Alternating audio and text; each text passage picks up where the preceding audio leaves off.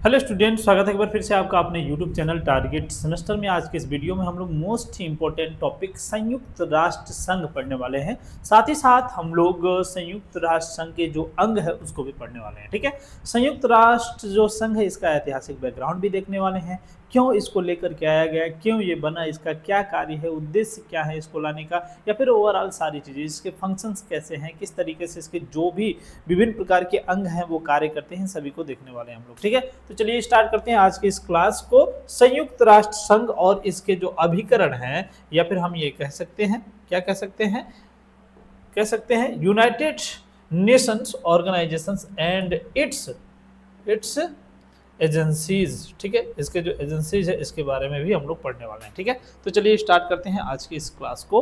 ठीक है, आ जाओ यहाँ पे प्रस्तावना, इंट्रोडक्शंस। देखो भाई, इंट्रोडक्शंस की अगर हम लोग बात करते हैं किसके, संयुक्त राष्ट्र संघ की। ठीक है, जब इसके इंट्रोडक्शन की बात करते हैं तो हमें पता चलता है द्वितीय विश्व युद्ध के उपरांत विश्व में शांति की स्थापना में भविष्य के युद्धों को रोकथाम के लिए अनेक वैश्विक प्रयास हुए। संयुक्त राष्ट्र संघ की स्थापना भी ऐसे ही प्रयासों की एक महत्वपूर्ण कड़ी है।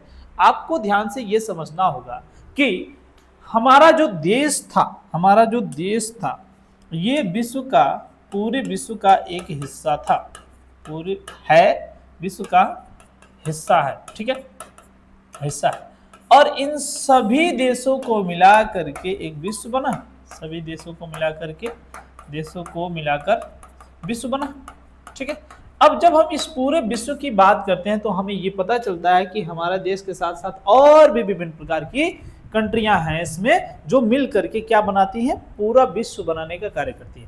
ऐसे सिचुएशन में जाहिर सी बात है कि किसी न किसी देश से मित्रता होगी और किसी देश से शत्रुता होगी कि नहीं होगी? बिल्कुल होगी, मित्रता और शत्रुता होगी। अब जब किसी देश के साथ मित्रता होगी, किसी देश के साथ शत्रुता होगी, तो ऐसे सिचुएशन में क्या होगा, लड़ाई झगड़े युद्ध जैसे कंडीशंस आएंगे।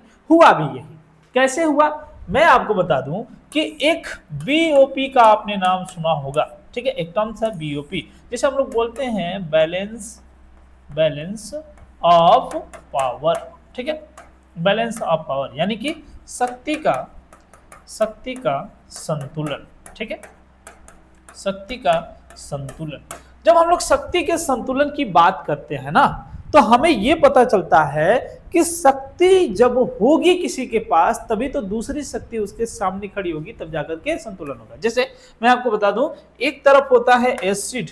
ठीक है, एक तरफ एसिड होता है और दूसरी तरफ बेस होता है। ठीक है, जब इन सबों का रिएक्शन करा देते हैं तो जो भी हमें उपकरण, मतलब जो भी हमें पदार्थ निकल करके मिलता है, यौगिक मिलता है, तो ये न्यूट्रल होता है। क्या होता है? न्यूट्रल। ठीक है, न्यूट्रल। ठीक है, क्लियर है? मतलब इसमें किसी भी प्रकार का रिएक्शन नहीं होता। अर्थात इन दोनों के पास अपनी अपनी शक्तियां हैं, ये दोनों शक्तियों का प्रयोग किए और फाइनली लड़े भिड़े, तो फाइनली ये दोनों के दोनों न्यूट्रल हो गए। ठीक है, कुछ भी निष्कर्ष नहीं निकला। ठीक है, इसी को हम लोग बोलते हैं बैलेंस ऑफ पावर, यानी शक्ति का संतुलन। अर्थात बात यह है कि ए नामक एक शक्ति और बी नामक दूसरी शक्ति, ये दोनों अगर आपस में बराबर हैं, ये दोनों आपस में देश हैं, तो ये कहीं ना कहीं एक दूसरे की शक्ति को न्यूट्रल कर देते हैं, कोई भी निष्कर्ष नहीं निकलता। वहीं अगर ए मजबूत रहा तो बी वाले को परास्त कर देगा, अगर बी मजबूत रहा तो ए वाले को परास्त कर देगा। ऐसा सिचुएशन हो सकता है, और हुआ भी यही। ठीक है, एक समय आया ऐसा, पूरे विश्व में एक समय आया, और वो समय कुछ इस प्रकार से था। 1914 का समय था, 1918 तक ये विश्व युद्ध हो गया। ठीक है, 1914 का समय था, और 1914 में क्या हुआ, विश्व युद्ध हुआ, प्रथम विश्व युद्ध हुआ। ठीक है, क्या हुआ, प्रथम विश्व युद्ध। और प्रथम विश्व युद्ध जब स्टार्ट हुआ तो ये 4 सालों तक चला, और इससे बहुत ही बड़े स्तर पर हानि हुई। क्या हुई? हानि हुई। बात समझ में आ रही कि नहीं? बहुत बड़े स्तर पर हानि हुई। ठीक है, इतने बड़े स्तर पर हानि हुई कि भाई पूरे विश्व में लगभग लाखों लोगों की जानें गई। इसके अलावा संसाधन तो पता नहीं कितने गए, कुछ भी नहीं पता। और इसी युद्ध के साथ साथ जब इसका संधि होता है, इस युद्ध का संधि होता है, तो इसका पूरा का पूरा जिम्मेदारी जो थोप दी जाती है वो जर्मनी पर थोप दी जाती है। किस पे? जर्मनी पर। जर्मनी के साथ एक इंसल्ट के साथ संधि की गई, मतलब उसका इतना बेइज्जती करके संधि किया गया कि जर्मनी एकदम से मजबूर हो गया और फिर दोबारा वो युद्ध करने के लिए मजबूर हो गया। मतलब एक तरीके से हम ये कह सकते हैं, अगर आपसे पूछे कि बताइए दूसरे विश्व युद्ध का क्या क्या कारण था, तो सभी कारण को बताने के साथ साथ और एक सबसे महत्वपूर्ण कारक क्या बोलेंगे, ये जो प्रथम संधि हुई थी वर्साई की संधि, किसके साथ?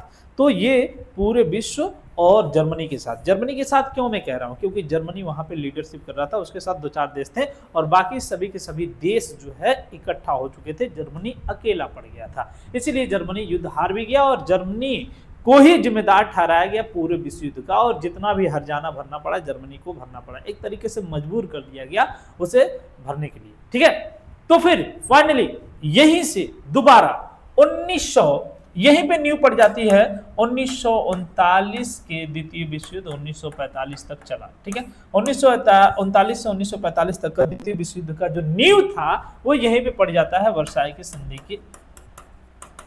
संधि के साथ। ठीक है, क्लियर है? क्लियर है। अब बाबू यहाँ पे ध्यान देना है कि 1939 में फिर एक बार युद्ध होता है, 1945 तक चलता है, फिर से जन धन की हानि होती है और वापस से ये पूरा का पूरा जो विश्व है वो फिर से 2 गुट में बढ़ जाता है। ठीक है, फिर से 2 गुट में बढ़ जाता है और द्वितीय विश्व युद्ध समाप्त होते ही भारत आजाद हो जाता है, भारत की आजादी भी प्राप्त हो जाती है। 1945 में खत्म हुआ, 1947 में देश आजाद हो गया, भारत देश। अब ये सारी बातें मैंने आपको क्यों बताई? ये सारी बातें मैंने इसलिए बताई कि हो सकता है कि उस समय कोई ऐसी संस्थाएं न रही हो जो ये कार्य कर रही हो कि युद्ध न रुके, शांति की बात की जाए, समानता की बात की जाए, न्याय की बात की जाए। शायद उस समय कोई ऐसी संस्था नहीं थी। तब लोगों को एहसास हुआ कि हमारे पास कुछ न कुछ ऐसी संस्थाएं होनी चाहिए जो इन सभी चीजों को रोके, एक मंच होना चाहिए जो इन सभी प्रॉब्लम्स को होने से रोके, यानी कि प्रथम विश्व युद्ध, द्वितीय विश्व युद्ध जैसे कंडीशंस ना हो। क्यों? क्योंकि तीसरा विश्व युद्ध अगर हो गया तो बहुत खतरनाक वाली स्थिति होगी। कैसे खतरनाक वाली स्थिति होगी? आज वर्तमान समय में मैक्सिमम देशों के पास क्या है? परमाणु बम है। एक को अगर पगला के चला दिया ना तो कहानी खत्म हो जाएगी। आज समझ रहे नहीं? तो तीसरा विश्व युद्ध न होने पाए इस बात का विशेष ध्यान रखा जाता है। इसी के संदर्भ में ये जो संयुक्त राष्ट्र संघ है वो उभर करके आया। ठीक है, क्लियर है? अब यहां पे देखिए वही बात है। यहां पे द्वितीय विश्व युद्ध खत्म हुआ, उसके उपरांत विश्व शांति की स्थापना, यानी कि ये जो संयुक्त राष्ट्र संघ है इसका उद्देश्य क्या है?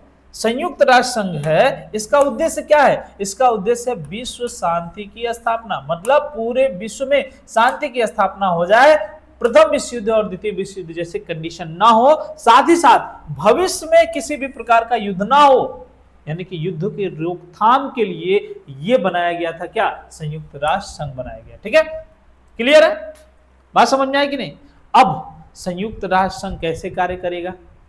जाहिर सी बात है अकेले तो कार्य नहीं कर पाएगा, तो इसके विभिन्न प्रकार के ब्रांचेज होंगे। ठीक है, सभी ब्रांचेज जो होंगे वो कार्य करेंगे।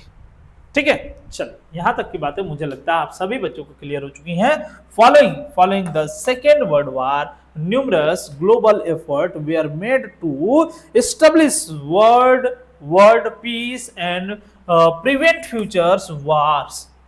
The establishment of the United Nations organizations is also an important link in such endeavors. ठीक है, एक तरीके से ये जो प्रयास था, ठीक है, यूनाइटेड ऑर्गेनाइजेशंस बनाने का, तो इसी कड़ी में हुआ। द्वितीय विश्व युद्ध की जो कंडीशंस थी, इसी तरीके से तृतीय विश्व युद्ध ना हो पाए, चतुर्थ विश्व युद्ध ना हो पाए, और भी सारे जो युद्ध हैं ये ना होने पाए। ठीक है, इसीलिए ये प्रयास कंप्लीटली किया गया। किसके द्वारा? United nation. या फिर यूं कहें कि विश्व ने इस चीज को क्लियर किया कि भाई कोई ऐसी संस्था की कमी हो रही है जिसकी वजह से विश्व युद्ध हो रहा है, अगर वो संस्था होती तो शायद हमें विश्व युद्ध करने से रोक देती और इतना जन धन की हानि ना होती। ठीक है, इसीलिए एक संस्था बनाई है। ठीक है, चलिए यहां तक की बातें मुझे लगता है आप सभी बच्चों को क्लियर है। अब आगे बढ़ जाते हैं, यहां पे आता है उद्देश्य। उद्देश्य क्या है आगे आप समझ जाएंगे। ठीक है,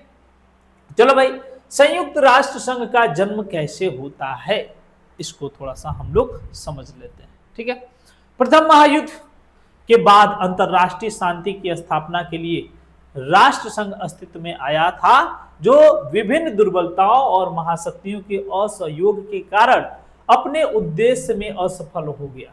आप देख रहे हैं इसकी स्थापना कब हुई थी?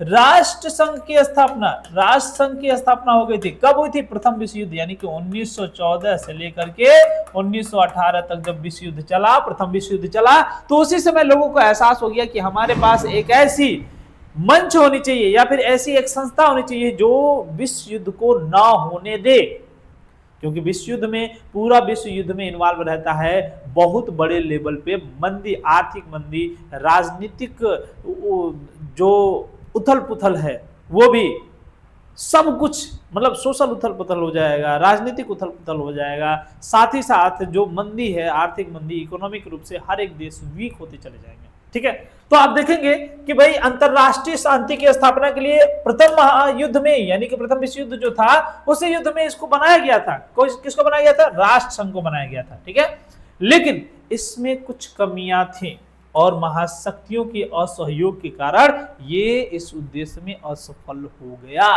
आप देखोगे कि जब ये बना राष्ट्र संघ, ठीक है, राष्ट्र संघ, ये कब आया बाबू? तो प्रथम विश्व युद्ध के बाद, प्रथम विश्व युद्ध के बाद आया, ठीक है। जब ये प्रथम विश्व युद्ध के बाद आता है, ठीक है, तो कंडीशन क्या होता है भाई? कंडीशन ये होता है कि यह आने वाले युद्धों को नहीं रोक पाया, आने वाले युद्ध को नहीं रोक पाया। क्यों नहीं रोक पाया भाई? क्यों नहीं रोक पाया? क्या इसके पीछे का कारण आपको पता है? हाँ, कारण पता है। सबसे पहले देखिए, पहला कारण कि भाई ये विश्व स्तर पर कार्य नहीं कर सका, विश्व स्तर पर कार्य नहीं कर सका। ठीक है, दूसरी बात इसमें कुछ दुर्बलताएं थी। ठीक है, तीसरी बात, जो महाशक्ति थी, यानी कि जो महाशक्ति का मतलब बड़े बड़े देश, विकसित देश उस समय अपने आप में जो विकसित थे, ठीक है, महाशक्तियों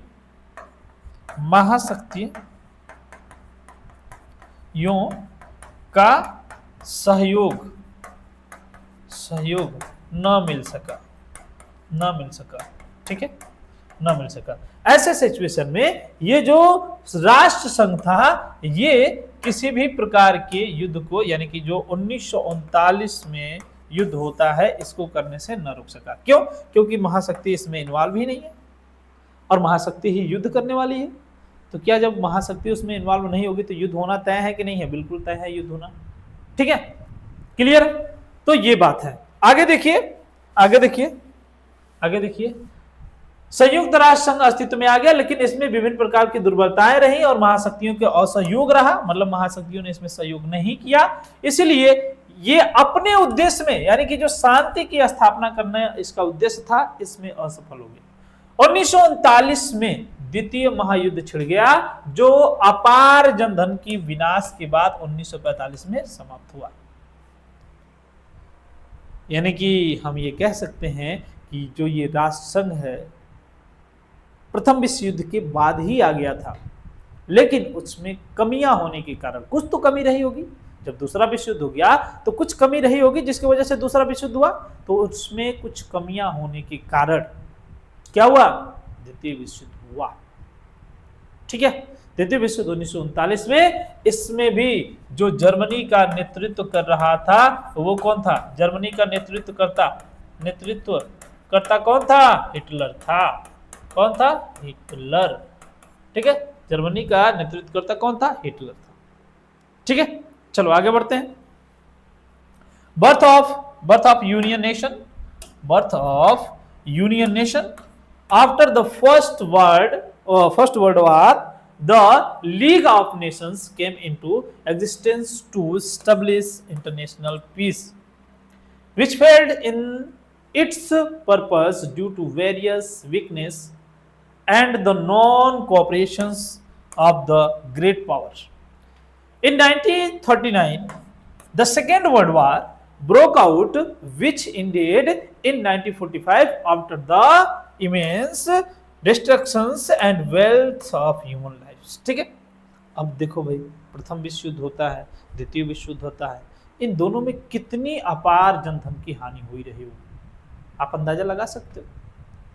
लाखों लोग मारे गए होंगे, कितने लाख की हानि हुई होगी, कितने संसाधन इधर उधर यूज किए गए होंगे अदरवाइज। ठीक है, बात समझ में आ रही है। तो यहां पर एक बात तो क्लियर हो गई कि हमें किसी न किसी एक ऐसी संस्था की आवश्यकता है जो इस बात को क्लियर करे कि उसमें जो विकसित कंट्री हैं वो अपना पार्टिसिपेट करें और वो इस बात पे खरे उतरें कि हम विश्व युद्ध नहीं होने देंगे।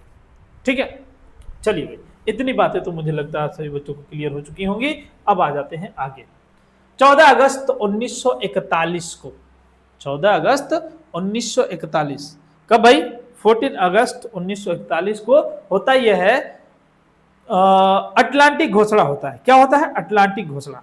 ठीक है, क्लियर है? 14 अगस्त 1941 को क्या होता है? अटलांटिक घोषणा होता है। चर्चिल और रूजवेल्ट द्वारा विश्व शांति की स्थापना करने के कुछ सिद्धांतों की घोषणा की और कहा, हम साम्राज्य के विस्तार या किसी नए प्रदेश पर अधिकार नहीं करना चाहते। हम चाहते हैं कि जनमत द्वारा प्रत्येक राष्ट्र का शासन संचालन हो, सब राष्ट्रों में पारस्परिक आर्थिक सहयोग हो, युद्ध के उपरांत राज्य पुनः स्थापित हो और उन्हें पूर्ण स्वतंत्रता प्राप्त हो, प्रत्येक राष्ट्र युद्ध सामग्री में कमी करे तथा अंतरराष्ट्रीय शांति के लिए प्रयत्न करे। इस अटलांटिक घोषणा पत्र को ही संयुक्त राष्ट्र संघ का जन्मदाता माना जाता है। अब यहां पे एक चीज मैं आपको क्लियर कर दूं, अमेरिकी राष्ट्रपति थे जिनका नाम था फ्रैंकलिन डी रूजवेल्ट और ब्रिटिश प्रधानमंत्री जो थे आपके विंस्टन चर्चिल। ठीक है, क्लियर है? यानी कि ये जो चर्चिल थे, विंस्टन चर्चिल, ये कहां के थे? ये ब्रिटेन के थे। कहां के थे? ब्रिटेन के थे। और ये जो रूजवेल्ट महोदय हैं, ये कहां के थे? अमेरिका के थे। ठीक है, अमेरिका के थे। अब आप देखो कि प्रथम विश्व युद्ध, दोनों विश्व युद्ध में ये दोनों के दोनों साथ ही थे। ठीक है, लेकिन अब इन लोगों को यह एहसास हो गया कि भाई जो भी कंडीशन है ना आज, बहुत ही बेकार कंडीशन है। इतना बेकार कंडीशन है ना कि आज हर एक देश इकोनॉमी को लेकर के परेशान है, हर एक देश में उथल पुथल मचा हुआ है, पूरा विश्व में उथल पुथल मचा हुआ है। कब कहां पर कहां जाकर के बम गिर जाए, आम नागरिक भी एकदम सुरक्षित नहीं है। क्या ये कंडीशन चल रहा है? और ये बात कब की जा रही है? ये बात की जा रही है 14 अगस्त 1941 को। आप देखेंगे 1939 में प्रथम विश्व युद्ध द्वितीय विश्व युद्ध स्टार्ट होता है और 1945 में जाकर के समाप्त होता है। 1941 में ये लोग विचार कर रहे हैं कि देखिए भाई ये तो बहुत गड़बड़ कंडीशन है। ठीक है, और जब ये स्थापित करते हैं अटलांटिक घोषणा, अटलांटिक चार्टर जब स्थापित करते हैं तो ये बताते हैं, क्या क्या बात बताते हैं? कहते हैं कि हम साम्राज्य विस्तार या किसी नए प्रदेश पर अधिकार नहीं करना चाहते हैं। पहली बात इन्होंने क्या कही भाई? 8 बातें इन्होंने लिखी थी इस चार्टर में, 8 बातें इसमें लिखी थी, लेकिन जो जरूरी है उसको जान लो। पहली बात इन्होंने कहा कि हम नए प्रदेश पर अधिकार नहीं करना चाहते। ठीक है, इन दोनों लोगों ने क्या कहा? हम नए प्रदेश पर अधिकार नहीं करना चाहते हैं, अधिकार नहीं करना चाहते हैं। ठीक है, क्लियर है? ये बातें मैं लिख रहा हूं, इसलिए लिख रहा हूं ताकि आप एग्जाम में लिखो तो ऐसे पॉइंट वाइज लिख सको। ठीक है, पॉइंट डाल करके ऐसे लिख सको ताकि एग्जाम में अगर जैसे क्वेश्चन पूछेगा ना कि बताइए चर्चिल महोदय ने जो ये घोषणा पत्र, अटलांटिक घोषणा पत्र दिया था चर्चिल महोदय और ये रूजवेल्ट महोदय ने, तो क्या क्या बातें उन्होंने कही थी? तो पहला कि उन्होंने कहा था कि हम नए प्रदेश पर किसी भी प्रकार का अधिकार नहीं करना चाहते। अब ये नए प्रदेश पर अधिकार करने का कॉन्सेप्ट कहां से आता है, तो आप देखेंगे कि मैक्सिमम यूरोपीय देश, ठीक है, यूरोपीय देश क्या करते थे उस समय, उपनिवेश स्थापित करते थे। उपनिवेश स्थापित करते थे। उपनिवेश का मतलब क्या था, उपनिवेश का मतलब ये था कि वो दूसरे देश में जाते थे, उससे युद्ध लड़ते थे, जीत जाते थे, जीतने के बाद अपने नियम कानून वहां पे लागू करते थे और वहां के जो संसाधन थे उसको अपने हित में प्रयोग करते थे, ठीक है, वहां से प्रॉफिट उठाते थे, ठीक है। तो ये उपनिवेश वाला सिस्टम हम क्या कर रहे हैं, खत्म कर रहे हैं। ये दोनों लोग कह रहे हैं, कौन कह रहा है, रूजवेल्ट महोदय भी और चर्चिल महोदय भी, ठीक है, क्लियर। पहली बात इन्होंने ये कही। दूसरी बात, हम चाहते हैं कि जनमत द्वारा ही प्रत्येक राष्ट्र का संचालन हो। दूसरी बात जनमत द्वारा प्रत्येक राष्ट्र का संचालन हो। अब यहां पे एक चीज आपको याद रखना है कि जो जनमत है, जनमत का मतलब जनता का मत। अब सबसे ज्यादा परेशान कौन है युद्ध से, क्या राजा महाराजा परेशान है, क्या सैनिक परेशान है, सबसे ज्यादा परेशान तो जनता है। जनता को पता ही नहीं कि कहां पे कब कहां से कौन मिसाइल आकर के गिर जाए सर पे, क्या हो जाए क्या ना हो जाए, घर कब टूट जाए, क्या हो क्या ना हो, ठीक है, कुछ आइडिया नहीं। तो जनता क्या चाहती है, शांति चाहती है, ठीक है, जनता शांति चाहती है, जनता समानता चाहती है, जनता न्याय चाहती है, ठीक है, क्लियर है। तो दूसरी बात ये हुई। इसीलिए इन्होंने क्या कहा, इसीलिए इन्होंने कहा कि भाई देखिए जो भी शासन प्रशासन हो वो जनता के हिसाब से होना चाहिए। उसके बाद तीसरी बात इन्होंने क्या कही, तीसरी बात, सब राष्ट्रों में पारस्परिक आर्थिक सहयोग हो, युद्ध के उपरांत राज्य पुनः स्थापित हो और उन्हें पूर्ण स्वतंत्रता प्राप्त हो। आप देखोगे कि इन्होंने कहा, क्या कहा, आर्थिक सहायता प्राप्त हो, ठीक है, आर्थिक सहायता मतलब यह है कि सभी देश को क्या किया जाए, आर्थिक सहायता प्राप्त कर दिया जाए। मतलब सभी देश जितने भी युद्ध को समाप्त किया जाए, युद्ध जैसे ही समाप्त हो जाएगा सभी देश एक दूसरे से क्या करेंगे, आर्थिक सहयोग प्राप्त कर सकेंगे, सभी देश एक दूसरे का आर्थिक सहयोग कर सकेंगे, ठीक है। साथ ही साथ इन्होंने ये भी कहा कि युद्ध के उपरांत पुनः राज्य स्थापित हो जाएंगे और उन्हें पूर्ण स्वतंत्रता प्राप्त हो, ठीक है, यानी कि राज्य की स्थापना करने की बात क्यों कह रहे हैं भाई, क्योंकि अभी तक यूरोप के जो देश थे, मैक्सिमम देशों ने विभिन्न देशों पर उपनिवेशवाद स्थापित कर लिया था, यानी कि वहां के संसाधनों का अपने हित में प्रयोग कर रहे थे। तो ऐसे सिचुएशन में ये जो उपनिवेशवाद है इसको समाप्त करके राज्य की स्थापना की जाएगी, साथ ही साथ स्वतंत्रता प्रदान की जाएगी, ठीक है, क्लियर है। तो उसी संदर्भ में भारत को भी स्वतंत्रता प्राप्त हुआ, हो गया, ठीक है। अब अगली बातें इन्होंने क्या कही, अगली बातें ये कही, प्रत्येक राष्ट्र युद्ध सामग्री में कमी करे तथा अंतरराष्ट्रीय शांति के लिए प्रयत्न करे, ठीक है। अब देखो ये चौथी बात क्या कह रहे हैं, प्रत्येक राष्ट्र क्या करेगा भाई, जो युद्ध में प्रयोग किए जा रहे हैं संसाधन, हथियार, वेपन, दुनिया भर के जो कुछ भी है, ठीक है, टैंक, बंदूक और भी सारी चीजें, मिसाइल वगैरह जो कुछ भी, उसमें क्या करे, संसाधनों में कमी करे। प्रत्येक राष्ट्र युद्ध के संसाधनों में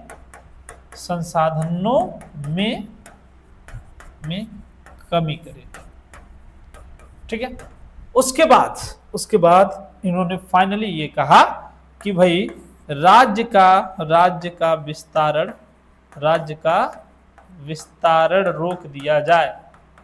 रोका जाए, ठीक है, यानी कि जो राज्य एक दूसरे के क्षेत्र में किसी भी प्रकार का हस्तक्षेप करते हैं तो ना करें, इसको रोका जाए, ठीक है। तो जब ये बातें उभर करके सामने आती हैं, किसके द्वारा कही जाती हैं, चर्चिल महोदय के द्वारा और उसके बाद रूजवेल्ट महोदय के द्वारा। जब ये बातें सामने उभर करके आती हैं तो हमें क्या पता चलता है, हमें पता ये चलता है कि जाहिर सी बात है कि अब हमारे पास एक ऐसी संस्था होनी चाहिए जो इन सभी कार्यों को करा सके, ठीक है। आगे देखिए क्या कहा जा रहा है, इस अटलांटिक घोषणा पत्र को संयुक्त राष्ट्र संघ का जन्मदाता माना जाता है और चार्टर पर बाद में सोवियत रूस ने भी अपने हस्ताक्षर कर दिए।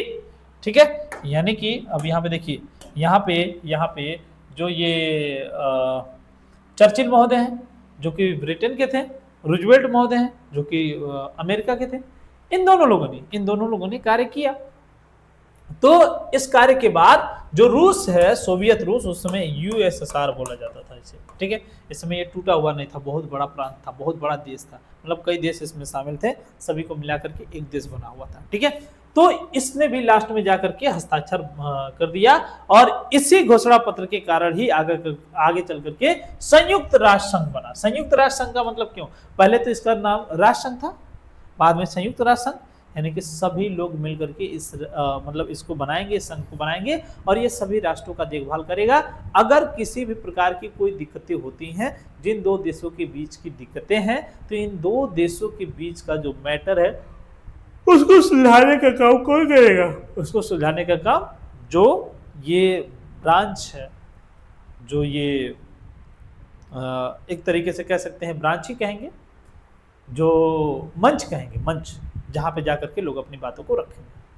ठीक है, क्लियर है यहाँ तक की बातें? यहाँ तक की बातें मुझे लगता है आपसे बच्चों को क्लियर हो चुकी। अब आगे देखिए भाई, आगे देखिए, in the Atlantic declarations of 14 August 1941, ठीक है, Churchill and Roosevelt and proclaimed the certain principle to establishing world peace and settle.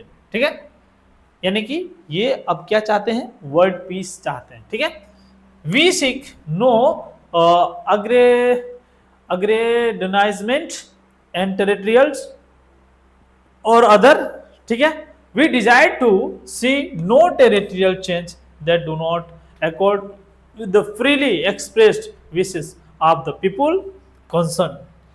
There should be mutual economic cooperations among all nations, and sovereign right and self-government should be restored to those who have been practically deprived of them. Every nation must reduce armament and strive for international peace. This Atlantic Charter itself is considered the progenitors of the United Nations. Soviet Rus also signed this charter later on. मतलब बाद में जाकर के Soviet रूस ने भी इस पर क्या किया, सिग्नेचर किया। ठीक है, तो इतनी बातें मुझे लगता है आपको समझ में आ गई होंगी कि आखिर संयुक्त राष्ट्र संघ जो है कैसे उभरता हुआ दिख रहा है। हमने आपको बताया कि इसकी आवश्यकता क्यों पड़ी, तो इसकी आवश्यकता पड़ी प्रथम विश्व युद्ध और द्वितीय विश्व युद्ध के कारण। ठीक है, फिर हमने बताया कि इसको कब बनाया गया। तो देखो भाई, बनाने की बात कही जाए तो हमने अभी जस्ट आपको बताया कि भाई जब 1914 से लेकर के 1918 तक विश्व युद्ध चला, तो उसके बाद ही जो राष्ट्र संघ है वो तो आ गया था, लेकिन उसमें जो बड़े बड़े देश है, जैसे यहाँ पे रूस ने, अमेरिका ने और ब्रिटेन ने क्या किया, सहयोग किया कि नहीं किया।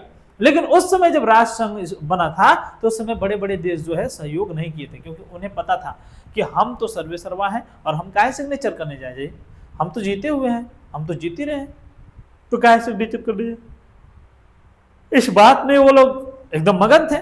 लेकिन जब दूसरा विश्व युद्ध हुआ तो इसमें जो विकसित कंट्री थी उनका भी बहुत बड़े लेवल पर नुकसान हुआ, इसीलिए उन्होंने भी इसमें क्या किया, हस्ताक्षर किया। और देखो यहाँ पे बहुत बड़े बड़े देश, अमेरिका जैसा देश, रूस जैसा देश, ब्रिटेन जैसा देश, ये सब जो है अब इन्वॉल्व हो रहे हैं कि भाई अब शांति स्थापित करनी है। ठीक है, चलिए आगे बढ़ते हैं, यहां तक की बातें क्लियर है। अब आगे आ जाइए, संयुक्त राष्ट्र संघ की घोषणा 1942 संयुक्त राष्ट्र संघ की घोषणा। ठीक है, संयुक्त राष्ट्र संघ की स्थापना की दिशा में दूसरा कदम जनवरी 1942 में संयुक्त राष्ट्र संघ की घोषणा के द्वारा उठाया गया। ठीक है, संयुक्त राष्ट्र संघ की स्थापना, ठीक है, संयुक्त राष्ट्र संघ की घोषणा के द्वारा उठाया गया। अमेरिका, ब्रिटेन, चीन, रूस आदि देशों ने मिलकर 26 राष्ट्रों ने इस घोषणा पर हस्ताक्षर करते हुए अटलांटिक घोषणा के सिद्धांतों को स्वीकार कर लिया। यानी कि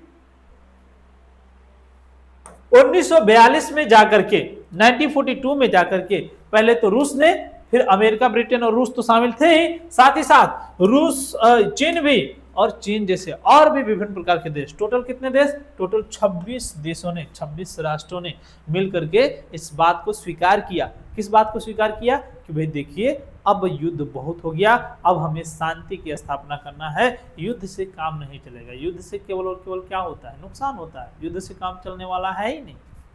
ठीक है, तो फाइनली जब 26 राष्ट्रों ने इस पर सिग्नेचर कर दिया तो एक मंच तैयार हो गया जिसे हम लोग क्या कहते हैं, जिसे हम लोग संयुक्त राष्ट्र संघ कहते हैं, जो कि आज भी एक्टिव है। ठीक है, क्लियर है। अमेरिका, ब्रिटेन, रूस, चीन और भी विभिन्न प्रकार के देश अटलांटिक घोषणा के सिद्धांत, यानी कि अटलांटिक घोषणा का सिद्धांत क्या था भाई, अटलांटिक घोषणा का सिद्धांत तो यही है ना, इनमें ये बातें कही गई कि नहीं, 8 टोटल बातें कही गई थी, लेकिन हमने देखो यहाँ पे 1 2 3 4 5 5 6 7 और एक बात और भी कही गई है। ठीक है, तो 8 बातें टोटल कही गई थी। ठीक है, क्लियर है। तो यहाँ पे ध्यान ये देना है कि अब जो है क्या तैयार हो गया, एक मंच तैयार हो गया जिसे हम लोग संयुक्त राष्ट्र संघ कहेंगे। ठीक है, मई जून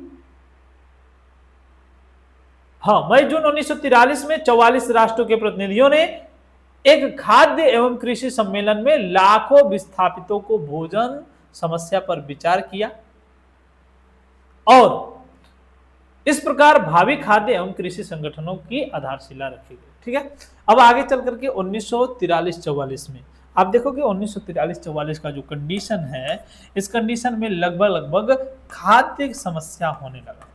खाद्य समस्या का मतलब यह है कि खाने पीने चीजों को लेकर के एक तरीके से समस्या होने लगा, और जब खाद्य समस्या होने लगा तो ऐसे सिचुएशन में जो लाखों लोगों को विभिन्न प्रकार की समस्याएं थी, ठीक है, सम्मेलन करके, कृषि सम्मेलन करके सभी की समस्याओं को सुना गया और उस पर विचार किया गया और उस समय खाद्य एवं कृषि संगठनों की आधारशिला रखी गई। ठीक है, बात समझ में आ गई। यहाँ तक की बातें मुझे लगता है आप सभी बच्चों को क्लियर हो चुकी है। यहाँ तक किसी को कोई दिक्कत है ही नहीं। यहाँ तक किसी को कोई दिक्कत है? बिल्कुल नहीं। यहाँ तक किसी को कोई दिक्कत नहीं होनी चाहिए। ठीक है, क्लियर है। अब जो है यहाँ पे आ जाइए, ध्यान दीजिए, ये है सारथी नामक बैच। सारथी नामक बैच देख सकते हैं, सारथी देगा 7, अब हर बच्चा करेगा सेमेस्टर टॉप। मतलब सेमेस्टर के लिए ये एक वरदान है। मतलब आप अब तक ग्रेजुएशन में कोई भी ग्रेजुएशन कर लो, बीए, बीएससी, बीकॉम, जो कुछ भी, ठीक है, तो आप अब तक ग्रेजुएशन को केवल अपनी डिग्री के लिए पढ़ रहे होते हैं। लेकिन जब से सारथी नामक बैच आया है, ये केवल डिग्री के लिए नहीं पढ़ाने के लिए तैयार करता है, मतलब डिग्री के लिए नहीं पढ़ाता है, बल्कि आपकी नॉलेज को गेन करने के लिए, ताकि आप ग्रेजुएशन को एज अ ग्रेजुएशन डिग्री के रूप में न पढ़ें, बल्कि हम उस ग्रेजुएशन से आगे कैसे हम जा करके अपने विभिन्न प्रकार के इकोनॉमिक रिसोर्स बना सकते हैं, उसके लिए भी नॉलेज यहाँ पे दिया जाता है। ठीक है, और ये जो है किसके लिए है? बीए एलएलबी के लिए है, 3rd सेमेस्टर के लिए। और देखो भाई, बीए एलएलबी 3rd सेमेस्टर अपने आप में इतना इम्पोर्टेंट है, क्योंकि अगर आप बीए एलएलबी कर रहे होते हो तो आपको तार्किकवान बनना पड़ता है। मतलब तर्क करने की क्षमता होनी चाहिए, बोलना आना चाहिए, और तर्क करने के लिए, बोलने के लिए आपके पास नॉलेज होना बहुत जरूरी है। ठीक है, आप बीए एलएलबी कर रहे हो, आप कुछ बोल ही नहीं पा रहे हो, आपके पास कुछ नॉलेज ही नहीं है, क्या ही मतलब है? समझ रहे हो? इसीलिए आपको ये सारथी नामक बैच दिया जा रहा है। 100% सिलेबस इसमें कवर कराया जाएगा। मेंटरशिप आपको मिलेगी ही मिलेगी, डीपीपी डेली प्रैक्टिस पेपर्स मिल जाएंगे, पीवाईक्यूज मिल जाएंगे, 24/7 डाउट सपोर्ट भी आपको रहेगा। और यहाँ पे देख सकते हैं बैच का जो प्राइस है वो कुछ भी नहीं है यार, कुछ भी नहीं है। मात्र 2 महीने का रिचार्ज रखो और 6 महीने तक पढ़ो। समझ रहे हो? और 6 महीने तक पढ़ो ही नहीं, इससे जो नॉलेज मिल रहा है, इससे बहुत ही बेहतरीन रिसोर्स डेवलप कर सकते हो। मेंटर्स देख सकते हो, यहाँ पे इकोनॉमी पढ़ाएंगे आपको सिमरन मैम, अंजलि मैम है जो कि आपको सोशियोलॉजी पढ़ाएंगी, हम आपको पॉलिटी पढ़ा रहे हैं, ये हिस्ट्री आपको पढ़ा देंगे, उत्कर्ष मैम आपको लॉ पढ़ा देंगे, ओवरऑल सारी चीज़ें। ठीक है, मतलब इतने बेहतरीन तरीके से आपको पढ़ाया जाएगा कि एक एक चीजें आपको याद हो जाएंगी। जैसे मैंने आपको अभी बताया कि क्यों आखिर संयुक्त राष्ट्र संघ आया, क्यों प्रथम विश्व युद्ध हुआ, द्वितीय विश्व युद्ध हुआ, क्या सिचुएशन था, ये सारी चीजें सब कुछ क्लियर हो गई होगी। ठीक है, इसी तरीके से आगे की चीजों को भी कवर किया जाएगा। ठीक है, चलिए आगे बढ़ते हैं। अब आगे बढ़ जाते हैं, यहां तक की बातें मुझे लगता है आप सभी बच्चों को क्लियर हो चुकी होंगी। आगे बढ़ते हैं, यहां पे आते हैं हमें। हाँ ठीक है, देखिए क्या करा जा रहा है। The second step towards the establishment of the United Nations was taken in January 1942 through the declarations by United Nations. A total of 26 nation including countries like America, Britain, Russia, and China signed these declarations, accepting of the principles of the Atlantic Declarations. In May, June 1943, representative of 44 nations deliberated on the food problem of millions of displaced persons at Food and Agriculture Conference, thereby laying by the foundation stone of the future stone for future food and agricultural organization। ठीक है, यहां तक की बातें मुझे लगता है आप सभी बच्चों को क्लियर है। अब हम लोग आगे बढ़ जाते हैं। आगे देखिए, मॉस्को में विदेश मंत्रियों का सम्मेलन 1943। ठीक है, अब देखो भाई, मॉस्को में विदेश मंत्रियों का क्या हो रहा है, सम्मेलन हो रहा है, मॉस्को कॉन्फ्रेंस फॉरेन मिनिस्टर्स। अक्टूबर 1943 में कहां पे, मॉस्को में अमेरिका, ब्रिटेन, रूस और साथ ही साथ चीन के विदेश मंत्रियों का सम्मेलन होता है। ठीक है, विचार टॉपिक वही था। किस पे विचार किया जा रहा है, प्रथम विश्व युद्ध पे, द्वितीय विश्व युद्ध पे, द्वितीय विश्व युद्ध से होने वाली जो समस्याएं हैं उन पर, कैसे इसको रोका जाए, कैसे शांति की स्थापना की जाए, कैसे देश जो है एक दूसरे का सहायता करेंगे, कैसे ये उपनिवेशवाद वाला सिस्टम खत्म होगा, ये सारी चीजें। ठीक है, जिसमें उन्होंने अटलांटिक चार्टर के सिद्धांत, जितने भी सिद्धांत दिए गए थे, उसके आधार पर विश्व शांति और सुरक्षा के लिए अंतरराष्ट्रीय संस्था की स्थापना पर जोर दिया। मतलब एक तरीके से इन्होंने कहा कि भाई हमें एक ऐसी अंतरराष्ट्रीय संस्था चाहिए जो पूरे विश्व में किसी भी प्रकार की कोई समस्या हो रही है अंतरराष्ट्रीय स्तर पर विश्व शांति की स्थापना करे, सुरक्षा की स्थापना करे और भी विभिन्न प्रकार की चीजें। ठीक है, इस पर बात कर रहे हैं कौन लोग, हर एक देश के जो विदेश मंत्री हैं सभी लोग। कहां पे जाके बात कर रहे हैं, मॉस्को में। कब बात कर रहे हैं, 1943 में। ठीक है, मॉस्को घोषणा महत्वपूर्ण थी क्योंकि इसके वक्तव्य अटलांटिक चार्टर की अपेक्षा अधिक स्पष्ट थे और इसके द्वारा रूस ने निश्चित रूप से यह प्रतिज्ञा किया कि वह एक सुरक्षा संगठन की स्थापना की दिशा में सक्रिय सहयोग देगा। मतलब अब तक जो अटलांटिक चार्टर था उसमें बातें स्पष्ट रूप से तो नहीं हो पाई थी, लेकिन इसमें ये बातें स्पष्ट रूप से कही गई कि भाई सभी देशों का सहयोग करना है, एक तरीके से स्थापना किया जाएगा। किसकी स्थापना किया जाएगा, तो एक ऐसे मंच की स्थापना किया जाएगा, इंटरनेशनल लेवल पे जो मंच है उसकी स्थापना किया जाएगा, जो कहीं ना कहीं विभिन्न प्रकार के जो कार्य हैं, विभिन्न प्रकार की प्रतिज्ञाएं हैं उनको करेगा। ठीक है, और इसमें क्या करेगा, इसमें सबसे ज्यादा इंपॉर्टेंट भूमिका किसने निभाया, रूस ने स्पष्ट रूप से यह कह दिया कि हम सहयोग की तरफ अब बढ़ेंगे। और जब रूस ने सहयोग की तरफ कदम बढ़ाने की बात कही तो सभी देशों को लगा कि हाँ भाई सहयोग की तरफ कदम बढ़ाना है और यह एक सुरक्षा संगठन की स्थापना की दिशा में सक्रिय सहयोग देगा। ठीक है, मॉस्को में भावी अंतरराष्ट्रीय संगठन का चित्रांकन करते हुए कहा गया कि उसमें शांति के इच्छुक सभी छोटे बड़े राज्य सम्मिलित होंगे, सभी राज्यों के साथ समानता का व्यवहार किया जाएगा। अब इसमें स्पष्ट रूप से ये बातें कह दी गई कि भाई देखिए, जो भी देश शांति चाहते हैं, शांति की स्थापना करना चाहते हैं, युद्ध को रोकना चाहते हैं, तो वो सभी देश क्या करेंगे, उपस्थित होंगे, एक मंच पर उपस्थित होंगे। और एक बात और आपको स्पष्ट कर दिया जाए, ऐसा नहीं है कि कोई भी देश वहां पे छोटा होगा, कोई भी देश वहां पे बड़ा होगा, नहीं, जो देश है देश है। ठीक है, उसके साथ समानता का व्यवहार किया जाएगा। कोई देश छोटा या फिर कोई देश बड़ा ऐसा नहीं है, ऐसे वैल्यू नहीं मिलेगी कि कोई देश को छोटा वैल्यू दे दे तो कोई देश को बड़ा कह दें, ऐसा नहीं। बात समझ में आ गई, यहां तक की बातें क्लियर है सभी को, किसी को कोई दिक्कत नहीं, किसी को कोई दिक्कत नहीं। चलिए आगे बढ़ते हैं, आगे बढ़ जाते हैं। अब मुझे लगता है यहां से आपको ये बातें और स्पष्ट हो गई। ठीक है, पहले युद्ध होता है, बाद में शांति के बारे में लोग सोचते हैं, फिर अटलांटिक चार्टर आता है 1941 में, उसके बाद ये जो मास्को सम्मेलन है ये होता है तो 1943 में। ठीक है, अब आगे का कंडीशन देखिए क्या होता है। देखिए 1943 in October 1943 conference of the foreign ministers of America, Britain, रूस and China was held in Moscow where they emphasized the establishment of an international organization for world peace and security based on the principles of the Atlantic Charter।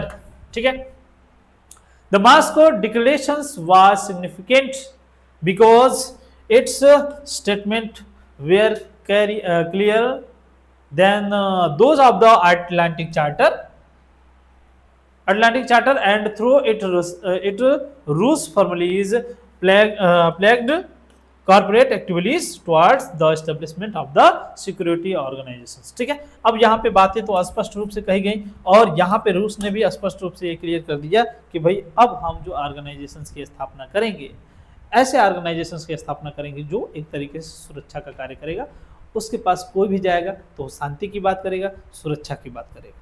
ठीक है, चलिए outlining the futures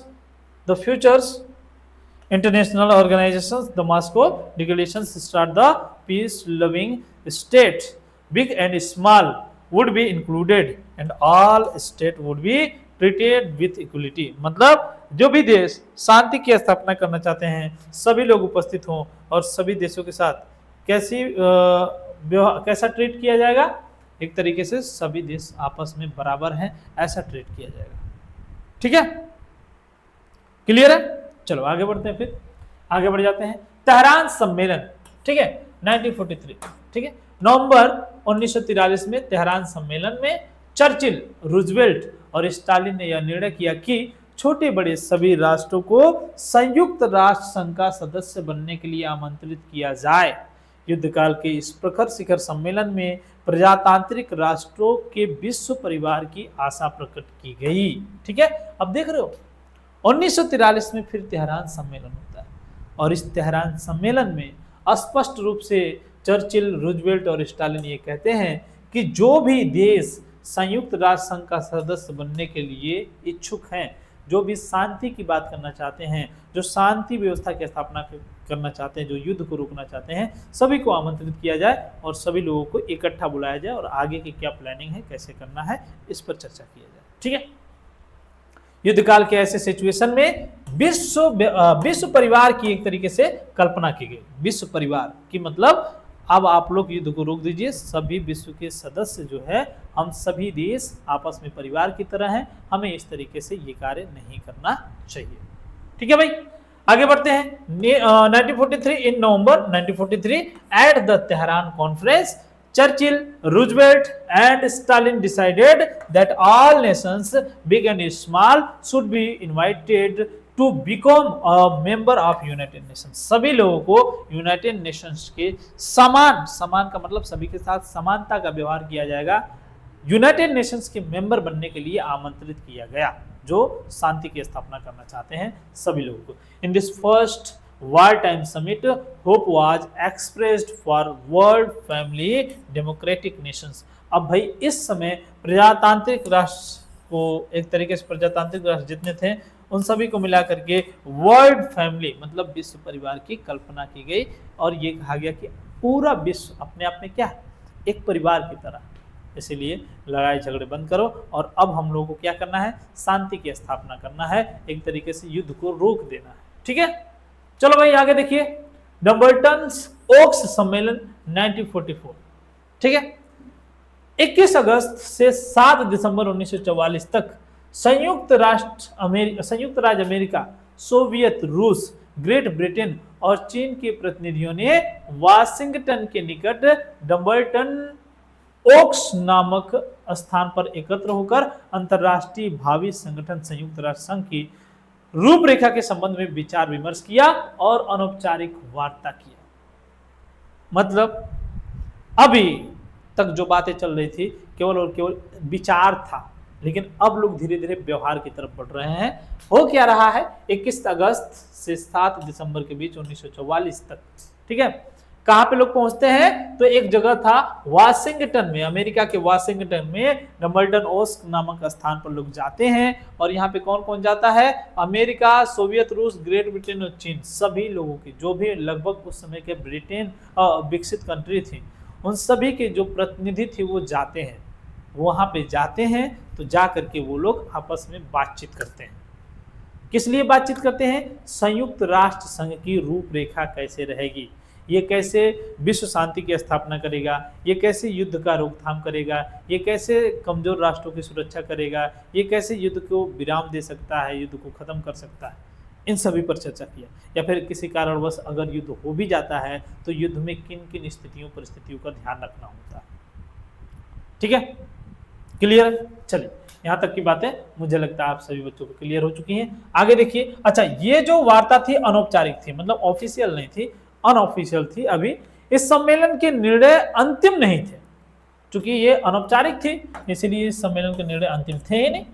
यद्यपि संयुक्त राष्ट्र संघ के charter का बहुत कुछ आधार इसी सम्मेलन में, मतलब ये अंतिम नहीं थे लेकिन आधार जो था संयुक्त राष्ट्र चार्टर का वो तैयार जरूर हो गया। ठीक है, संयुक्त राष्ट्र संघ का चार्टर का मतलब समझते हो आप लोग, चार्टर का मतलब एक तरीके से संविधान कह सकते हैं। चार्टर का मतलब क्या, चार्टर का मतलब एक तरीके से संविधान। ठीक है, एक तरीके से चार्टर का बेस तो यहां पे क्लियर हो गया। ठीक है, यद्यपि संयुक्त राष्ट्र संघ के चार्टर का बहुत कुछ आधार इसी में तैयार हो गया। सम्मेलन में विभिन्न प्रस्तावों को रखा गया और उन पर विचार किया गया। ठीक है, अब जब ये सम्मेलन चल रहा है तो इसमें विभिन्न प्रकार के प्रस्ताव वगैरह रखे जा रहे हैं। आपका क्या प्रस्ताव है, आप क्या चाहते हैं, आपका क्या प्रस्ताव है, आप क्या चाहते हैं, सभी लोग अपने अपने विचार रखिए, निष्कर्ष निकाला जाए क्या करना है क्या नहीं करना है। ठीक है, क्लियर है। तो एक तरीके से सभी लोगों ने अपने अपने विचार रखे, प्रस्ताव रखे, तब जाकर के उस पर आगे की बातें की गई। संयुक्त राज्य अमेरिका ने प्रस्तावित संघ की सुरक्षा में ब्राजील को अस्थायी सदस्य बनाने की मांग की, लेकिन ब्रिटेन एवं सोवियत रूस के विरोध के कारण यह प्रस्ताव स्वीकृत न हो सका। ठीक है, संयुक्त राज्य अमेरिका ये क्या चाह रहा है, ये चाह रहा है संघ की सुरक्षा में ब्राजील, जो ब्राजील है वो क्या हो जाए, अस्थायी सदस्य बन जाए। दरअसल है क्या, संयुक्त राष्ट्र संघ में 5 अस्थायी सदस्य हैं। ठीक है, 5 अस्थायी सदस्य हैं, बाकी 10 अस्थायी सदस्य हैं। ठीक है, तो ब्राजील को भी अमेरिका क्या कह रहा है, अस्थायी सदस्य बनाने की मांग कर रहा है, लेकिन ब्रिटेन और सोवियत रूस इन दोनों लोगों ने क्या किया, विरोध किया, और इस विरोध के कारण ये जो प्रस्ताव था वो स्वीकृत न हो सका। मतलब पारित तो हो गया, सभी लोग अपने अपने प्रस्ताव रख रहे थे ना, तो प्रस्ताव रखेंगे तो उस पर चर्चा किया जाएगा ना, क्या सही है क्या गलत है, कैसे क्या है क्या नहीं है। ठीक है, प्रस्ताव जब कहीं पर भी रखे जाते हैं तो प्रस्ताव का पूरा एनालिसिस किया जाता है, देखा जाता है कि ये जो आपने प्रस्ताव दिया है, जो आपने प्रस्ताव रखा है, इसमें कौन कौन सी बातें इंक्लूड की हैं, क्यों इंक्लूड किए हैं, इसके पीछे क्या कारण है, सारी चीज़ों को देखते हुए उसको एक्सेप्ट या फिर रिजेक्ट किया जाता है। ठीक है, तो जब अमेरिका ने प्रस्ताव दिया ब्राजील को अस्थायी सदस्य बनाने का, अस्थायी सदस्य बनाने का, तब ब्रिटेन और सोवियत रूस ये दोनों मिलकर के उस प्रस्ताव का विरोध करते हैं, जिसकी वजह से ये प्रस्ताव स्वीकृत नहीं हो पाया, रिजेक्ट हो गया, अस्वीकृत हो गया। ठीक है, चलिए यहाँ तक की बातें मुझे लगता है आप सभी बच्चों को क्लियर हो गई। आगे देखिए 1944 from August 21 December 7, 1944 representative of the United Nations, America and Soviet Rus and Great Britain and China gathered at the place called the Dumbarton's Osk near Washington, यानी कि वाशिंगटन के नज़दीक डम्बल्टन जो ओस्क जगह है, यहाँ पर जाकर के ये लोग इकट्ठा होते हैं। ठीक है, अच्छा भाई आगे क्या होता है, यहाँ पे Washington to deliberated and hold informal talk regarding the framework of futures international organizations, the United Nations। ठीक है, एक तरीके से इसका फ्रेमवर्क तैयार किया गया जो इंटरनेशनल ऑर्गेनाइजेशन यूनाइटेड नेशन था। ठीक है, the decision of this conference were not final, ये फाइनल नहीं था। ठीक है, through much of the foundations for the United Nations charter was laid here. ठीक है, तो तो एक तरीके से यूनाइटेड नेशंस के बेस को तो यहाँ पे क्लियर कर लिया गया था। ठीक है, various proposal were introduce to consider during the conference. ठीक है, अब इस समय सभी लोग अपना क्या करेंगे, प्रस्ताव रखेंगे। ठीक है, the United State of America demanded the Brazil made to permanent members of the proposed organisation security council. ठीक है, मतलब जो सिक्योरिटी काउंसिल थी उसको एक तरीके से परमानेंट बनाने की मांग की गई। किसके द्वारा, अमेरिका के द्वारा। अमेरिका के द्वारा कहा गया कि ब्राजील को परमानेंट कर दिया जाए। ठीक है, लेकिन रूस और ब्रिटेन ने इसका खिलाफत कर दिया, जिसकी वजह से ये परमानेंट नहीं हो पाया। आगे बढ़ते हैं। सोवियत संघ ने इस सम्मेलन में यह प्रस्ताव रखा कि उसके 16 गणराज्यों को स्वतंत्र सदस्यों के रूप में संयुक्त राष्ट्र संघ में सम्मिलित किया जाए, किंतु अमेरिका और ब्रिटेन ने सोवियत रूस के इस प्रस्ताव को स्वीकार ही नहीं किया। अब देखिए, सोवियत संघ यानी कि जो रूस है, रूस, सोवियत संघ का मतलब रूस। ठीक है, रूस ने इस सम्मेलन में प्रस्ताव रखा। क्या प्रस्ताव रखा, उसने कहा कि जो मेरे 16 गणराज्य हैं उसको स्वतंत्र सदस्य के रूप में यहाँ पे मान्यता दिया जाए। किसमें मान्यता दिया जाए, संयुक्त राष्ट्र संघ में। संयुक्त राष्ट्र संघ में हमारे जो 16 गणराज्य हैं इनको स्वतंत्र रूप से मान्यता दिया जाए, लेकिन यहाँ पर अमेरिका और ब्रिटेन ने इस बात को अस्वीकार नहीं किया। मतलब उधर अमेरिका ने प्रस्ताव पारित किया, तो फिर ब्रिटेन और रूस ने मना कर दिया, और इधर रूस ने जब प्रस्ताव पारित किया तो फिर किसने मना कर दिया, अमेरिका और ब्रिटेन ने मना कर दिया। ठीक है, क्लियर है, यहां तक की बातें क्लियर हो गई। रूस ने यह भी मांग प्रस्तुत की कि आर्थिक और सामाजिक विषयों पर विचार विमर्श के लिए पृथक अंतरराष्ट्रीय संगठन का निर्माण किया जाए, पर यह भी प्रस्ताव अन्य राष्ट्रों को मान्य नहीं हुआ। मतलब रूस पहला मांग तो उसने किया कि 16 गणराज्यों को स्वतंत्र सदस्य बना दिया जाए। ठीक है, फिर वहीं पे जो है दूसरा मांग ये करता है कि आर्थिक और सामाजिक विषयों पर विचार विमर्श करने के लिए, यानी कि आर्थिक और जो सामाजिक विषय है इस पर विचार करने के लिए एक अंतरराष्ट्रीय संगठन, यानी कि यहीं पे इसी का एक पृथक अंतरराष्ट्रीय संगठन का निर्माण किया जाए, जो केवल और केवल जो सामाजिक और आर्थिक विषय है उसी पर ध्यान दे। यह प्रस्ताव भी अन्य जो देश थे, अन्य जो राष्ट्र थे, उन लोगों ने अस्वीकार कर दिया। ठीक है, यानी कि अब यह भी प्रस्ताव निगलेक्ट कर दिया गया। ठीक है, आगे बढ़ते हैं। सोवियत संघ का यह प्रस्ताव भी स्वीकृत न हो सका कि संयुक्त राष्ट्र संघ की सुरक्षा परिषद के आदेशों द्वारा संचालित होने वाली एक अंतरराष्ट्रीय वायुसेना का निर्माण हो, किंतु ब्रिटेन और अमेरिका का यह प्रस्ताव स्वीकार हो गया कि आवश्यकता पड़ने पर सुरक्षा परिषद को पारस्परिक समझौते के आधार पर राष्ट्रीय सेनाओं के दस्ते प्रदान किए जाएंगे। ठीक है, अगला जो प्रस्ताव था वो ये था कि भाई संयुक्त राष्ट्र संघ की सुरक्षा परिषद के आदेशों के द्वारा संचालित की जाने वाली अंतरराष्ट्रीय वायुसेना का निर्माण किया जाए। मतलब एक तरीके से संयुक्त राष्ट्र परिषद जो है ये आदेश दिए, किस लिए, अंतरराष्ट्रीय सेना, मतलब अंतरराष्ट्रीय स्तर पर एक सेना की बात की जा रही है। ठीक है, कि किसी भी प्रकार की कोई समस्या होगी तो वो देश जो है इस युद्ध को शांति की तरफ ले करके जाएंगे। मतलब ये जो संयुक्त राष्ट्र संघ की जो सेना है, अंतरराष्ट्रीय वायुसेना, ये शांति की तरफ लेकर के जाएगी, किंतु ब्रिटेन और अमेरिका का यह प्रस्ताव स्वीकार हो गया और आवश्यकता पड़ने पर सुरक्षा परिषद को पारस्परिक समझौते के आधार पर राष्ट्रीय सेनाओं के दस्ते भी प्रदान किए जाएं।